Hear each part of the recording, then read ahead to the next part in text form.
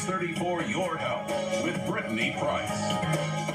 1 in 26 people will develop epilepsy in their lifetime.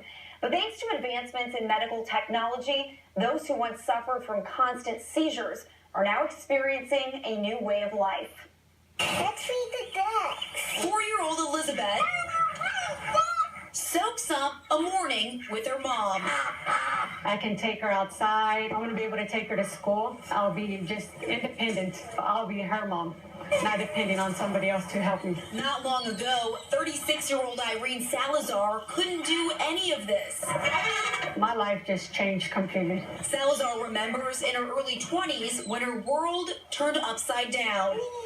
I think we were just playing around, and I think a ball, I don't know if it was a ball, or I ran into something, and that's the only time I can think of hitting my head that hard. The head trauma triggering memory loss. I would be in a room, and I don't even remember walking to the room. Then her symptoms got dangerous. While driving, she blacked out. I had an accident, a car accident, and that's when I went to the doctor, and he's like, we need to figure out what's going on with you. Salazar wasn't expecting this diagnosis. He goes, it sounds like you have epilepsy. A neurological disorder marked by sudden, recurrent episodes of sensory disturbance, loss of consciousness, or convulsions. You want to do your slide one more time? Epilepsy can be caused during birth by strokes, tumors, and metabolic diseases, or in Salazar's case, by head injuries. They started off 1 or 2 a month, and then they came to 2 or 4 a week.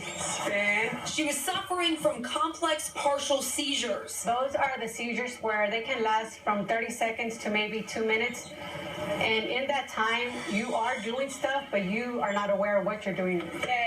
The seizures struck without warning. You only get like 15 to 30 seconds before the seizure hits you. So I ended up crossing 2 streets, and when I was coming out of the seizure, I was knocking on some stranger's door. Her epileptic episodes affecting every aspect of her life. I couldn't drive anymore. I was working, but I had an incident at work. So they told me, you can't work here no more because you're a danger to yourself and to others. That's when she sought out neurology expert Dr. KJ Uman. One of the newer developments since the 70s has been our ability to bring a patient into a hospital and monitor them with EEG and video at the same time. And as a result of that, we have been able to pinpoint the location of onset of many seizures. Once the trigger spot is localized, If it is safe to be removed, we can actually remove that focus and give the patient a chance of enjoying a seizure-free life in about 70% of cases. Dr. Uman Directed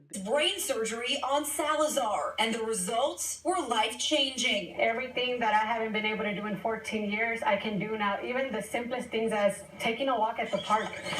I think the best decision I've ever made. Not only for herself, but also for her daughter. Now I'm like a full-time mom.